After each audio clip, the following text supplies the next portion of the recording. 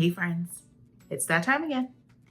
Okay, this week we are going to be painting dahlias. I know dahlias can seem super overwhelming, but they don't have to be. Now y'all know I'm not a realistic painter, so I'm probably not going to show you how to paint dahlias like other people would. But that's why you need to keep watching. So don't be overwhelmed, all those nooks, crannies, petals. I got you. Friends, on this channel, we are obsessed with watercolor. And I feel like it's my mission in this life to teach you how to make art for joy's sake. So I have a question. Do you want to paint with me? Well, come on, let's go.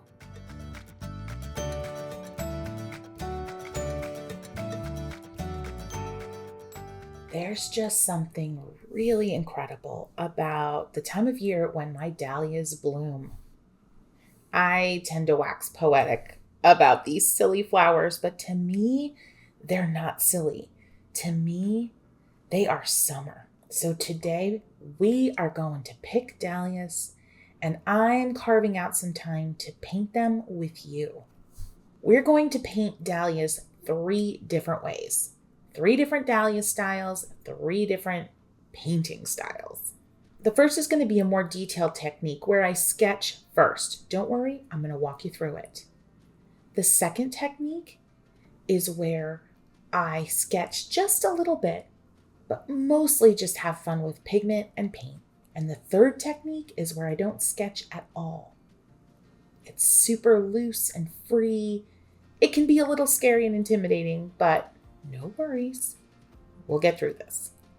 And then at the end, I'm going to wrap up all 3 of these techniques into one composition that somehow just works. Now listen, if you don't have fresh dahlias, it's okay. You can just work from photos. You can work from memory. It doesn't matter.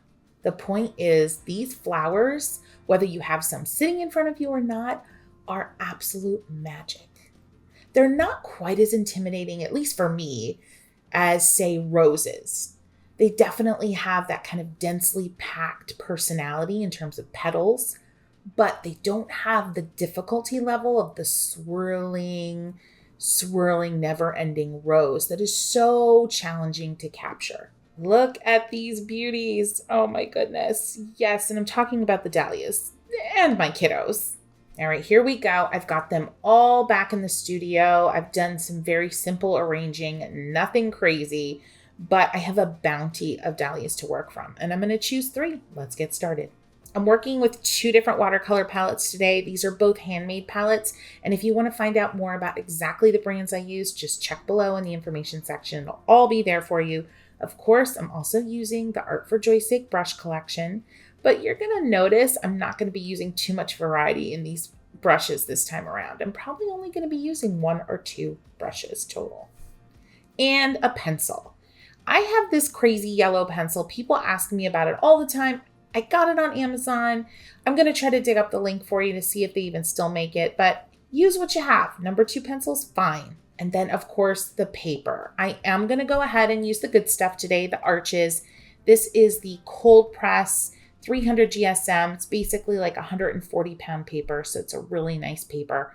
And it just takes so beautifully to watercolor. But know that you can have a beautiful result and amazing experience, even if you're using a quote, lower quality paper. I don't always use Arches, friends. So use what you have and be proud of it. All right, first up, we have this super round compact dahlia.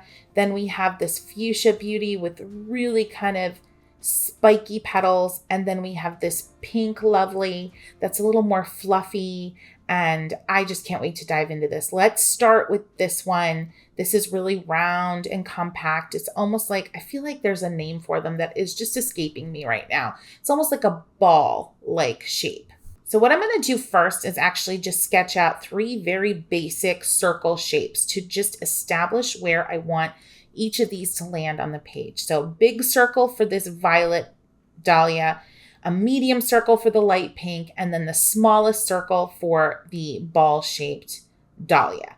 It's pretty simple. I feel like I go back and forth. Is it dahlia? Is it dahlia? I don't know. I seem to say it both ways. I digress. Now, I start at the center of these circles. I never make the center of the dahlia perfectly lined up. Never. I always kind of make it off center. And I just start by creating some simple petal shapes. And a petal shape is very much like a teardrop, but it's not a teardrop with a perfect point, and it's a little more slender at the base of the teardrop. When you're sketching, you want to think about the big shapes first. That's why I started with the big circle, and start whittling down that big circle into something that makes more sense. So look at the direction of your petals as they radiate from the center of the flower. Some will point up and to the right, some will point up and to the left, some will be more straight, some will be curved. So just pay attention to the direction of your petals. And here's the thing, friends, do not worry about replicating this exact dahlia exactly as you see it in front of you. If you want to do that, you can, but that's not what we're here for today, and that's not really what I'm about. I like to get a sense of the general shape, a sense of the general volume and fullness of the petals, the general direction, but then I just have at it.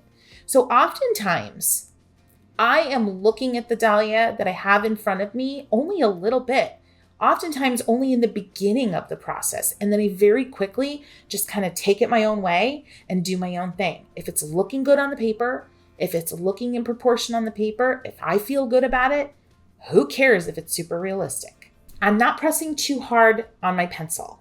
I rarely erase, but if I do want to erase, the harder I press on my pencil, the darker the mark that I make, and the harder it will be to erase without having any trace of that pencil line. Just something to keep in mind.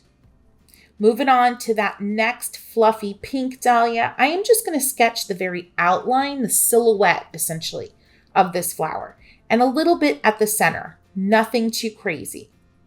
Again, just look at that silhouette and just get a feel for it. My silhouette doesn't match the real life dahlia perfectly. Just a hint, a suggestion. We're going to move on from that one pretty quickly. Last but certainly not least is this ball-shaped dahlia. I wish I had the real name for it, but you know what I'm talking about. Lots of petals, super compact. When you hold this style of dahlia, it's very, you can just feel the difference. Very compact.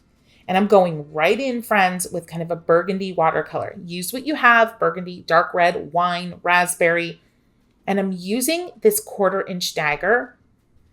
And the paint on the dagger brush isn't super saturated, and I'm just dabbing with the tip of that brush. So touching down with the point of the brush and then making a little mark and lifting right up. It's very bouncy. It's very staccato. It's very touch and lift, touch and lift.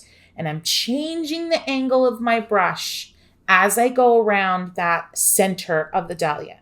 I can certainly change the color as I go. Sometimes I will use a more intense version of that same initial color, or sometimes I will lift up a little bit of a different pink or violet or red from my palette and use that. But keeping it simple, keeping it loose for this style. No pencil sketching on this third dahlia style. Now you might be wondering at this point, like, Kristy, I don't understand. How is this going to work? You've got 3 different styles you're starting with. How are you going to bring this all together at the end? And that is the beauty and fun of this. I really want you to stay with me. I'm going to give you a little peek here at what we're going to land on, what this composition is going to look like. And I think it's going to be pretty exciting, but don't blink. It's just a little peek because I need you to stay with me. All right, friends, we are moving on to style number 2. That's this beautiful violet dahlia. And I am using the same 1/4-inch dagger, and I am loading up my brush, not too intense of color, starting with a little violet, moving on to some fluorescent pink. I know you probably gasped a little bit, like, what is she doing? You know me, and pops of fluorescent, just stay with me. I keep loading up my brush, pinks, lavenders, violets, anything that feels like it's going to give you a sense of that kind of very berry fuchsia color of that dahlia that we've been looking at and holding and admiring this whole time. And I am literally filling in the pencil sketches that I did initially. So I'm almost coloring into my own sketch. So I'm following the lines. I'm coloring inside the lines, but I will tell you this, I'm doing it kind of haphazardly, but by design. So I'm not perfectly filling in my sketch. I'm leaving some areas that are unpainted, some areas that feel textural, like I ran out of paint as I made the stroke. And that is okay. If you want to fill your sketch in perfectly, go for it. You're going to get a really cool, controlled look. I want a look that somewhere hovers the line between controlled and a little bit of chaos. So that's why I'm not filling in perfectly. But I am changing up my colors as I go. Because the one thing I noticed about this fuchsia dahlia when I picked it from the garden earlier is that it is full of gradients, light to dark, different colors. There's lavenders in here and pinks and fuchsias and all the things. So I am really pumping up the color wow factor. Okay, let's let that dry. Moving on to the third dahlia, which is that kind of pink, puffy, fuzzy feel. And what I'm doing first is just filling that shape, that simple sketched silhouette that I created with water. Friends, the water isn't even that clean, and I'm okay with it because I'm just going to go in and dab in some color and do some crazy beautiful wet on wet. Some pinks in there, just pulling some pinks from my palette. Boom, look at that, gorgeous. Feel free to pick up your flowers at any point during this process and take a looky-loo. Find little moments that you think are pretty wow. I'm noticing some more intense pinks when I look at this dahlia, and I feel like they're in there, they're tucked inside where the petals are kind of crossing over and intersecting one another. So I am communicating that with a little bit of fluorescent pink. I know, you're probably like, girl, what? There's no fluorescent in the dahlia. It's okay. I'm putting it there.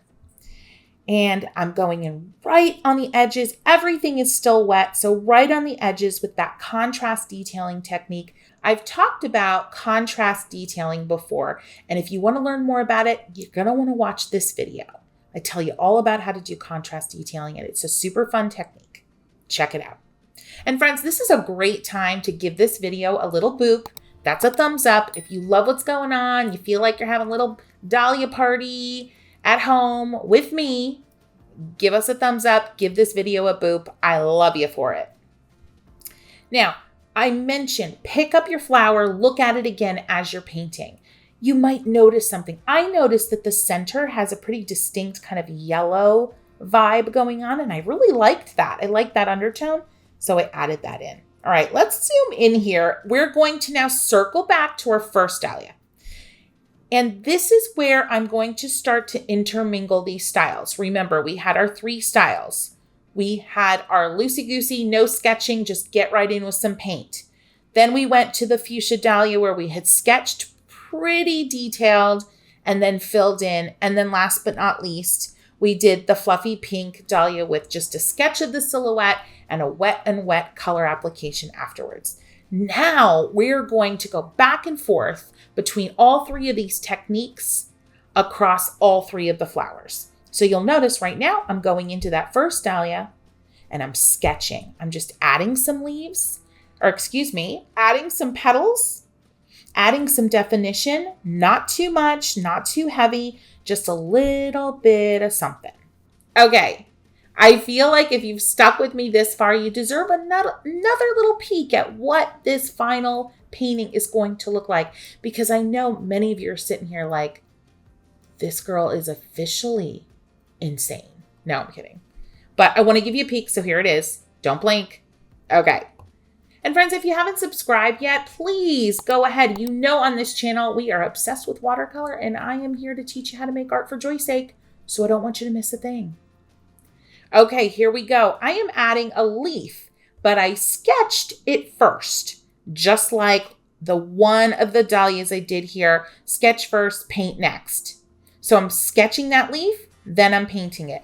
I think you can start to see how all these different styles can work together. The 3 different styles here, and I'm trying to now cross-contaminate my styles. All right. And the point of this is to bring this all together in a beautiful, cohesive although super personality-filled composition in the end. And I'm just dropping in different greens here. This is not rocket science. I'm dropping in some different greens, playing around, seeing how the colors explode. Gorgeous. Now I'm going to add a bud, and I'm going right in with that original, just paint first technique, no sketching, little bit of green, very lopsided circle with a blank spot in the off center middle, a little bit of a darker green going in there, and then boom, some violet. I know this looks crazy. You're probably thinking, this is like an evil eye. What's happening? Trust me. You can always lift some of that color out if it's too much. And then look, right back in with the pencil. Friends, I know this might feel a little frenzied. This might feel a little overwhelming. So if you are painting with me right now and you feel like it's just too much, you're getting a little overwhelmed, take a breath and just watch the rest of this. You can always go back and paint with me on a second time through. I don't want you to feel stressed. So take that breath if you need it, watch through to the end without painting along, and then come back later. Do you see what's happening here? Do you see the happiness that's mingling between these three different styles? Now, I am introducing a new technique. We're using the liner brush from the Art for Joy's Sake brush collection, and I'm using just a dark violet, and I'm starting at the center of some of these petals, working my way out and creating contour lines that follow the shape of each petal. Change up your color. You don't want to put a super dark color everywhere you have a light petal. Maybe in some places, but not everywhere. It'll just be too much, in my opinion. But get in there, add some linear details throughout. Remember, you can press down on that liner brush and lift up. You can wiggle as you drag it across the petal. Just have some fun creating some definition in this next Dahlia design. Have some fun with this. And remember, you can bring in this linear detailing elsewhere in the composition later on. Now, if you like this linear detail adding with that liner brush thing and you want to see more of it before you embark on this on your own, I want you to take a look at this video. I think you're going to love it. I love this technique. It's a great way to add definition. It's a great way to add some spunk to an otherwise maybe kind of flower. So check this one out. You can always come back here and continue on. Now keep adding that linear detail, but don't feel like you have to cover the entire flower with linear detail. Because friends, you don't. You don't. And if you do, it may just feel like too much. Now, back to the mingling of all the styles. I'm going to add a leaf to this flower, but I'm going to do it with the no sketch, go right in with the paint style. And I'm just using my 1/4-inch dagger, using it on the side, adding some pressure when I really want to spread that color around, pressing from the center and lifting out to create those little undulations on the edge of the leaf. Lots of different shades of greens, yellows, and blues. That's the key. Get some stuff working in there. And then, of course, a no sketch, go right to the paint bud. Same idea. Lazy circle with a spot in the middle. Add some violet in the middle. Bring in some darker indigos and just be wild. And again, remember, you're mingling all of these styles together. But it's working, right? It's working. I feel like it's working. I hope you feel like it's working. I'm still using that 1/4-inch dagger, friends. I have not abandoned it. I told you I was going to be pretty skimpy on the brush collection. I've only used 2 brushes so far. I'm going to keep adding some leaves using the point of that dagger at different angles. Dab, dab, press, lift, change that angle, and by golly, you have a beautiful sweeping leaf coming out from your gorgeous fuchsia dahlia. Was that enough adjectives? I feel like that was like adjective overload, but I'm okay with it. Moving on here, friends. This is pretty exciting because you haven't seen the whole thing yet, right? Like, it's really exciting. I've given you 2 peeks, but just stick with me, okay? Stick with me. Now, I'm going back up here next to the fluffy sketch, the silhouette dahlia, and I'm mingling these techniques again. I'm sketching in some leaves and a bud And then I'm going to fill in, I'm going to color in my own sketches. So remember, this is the same style we used on the fuchsia Dahlia. And now we're using it over here next to the silhouette fluffy Dahlia. All right, friends, now color in those simple leaves that you've sketched. Think about leaves and petals are just an iteration, a version of a teardrop. So you know what a teardrop looks like. So a leaf or a petal is basically a version of a teardrop, but the point on the teardrop will change in shape and length, in fullness, and the base of the teardrop won't be rounded on the bottom. It'll be kind of truncated in some way. So when you think about that, it can be really exciting to realize just how simple it is to break down these simple shapes and turn them into leaves and petals and things that are recognizable.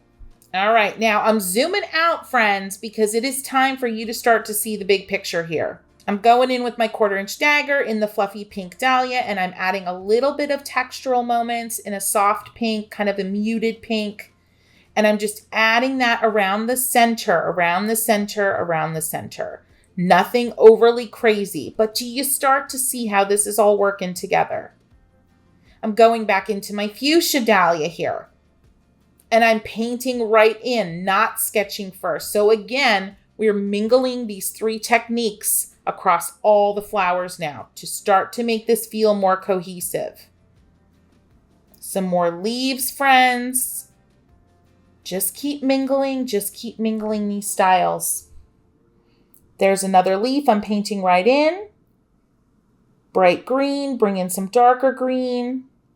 Another leaf, no sketching, just painting right in.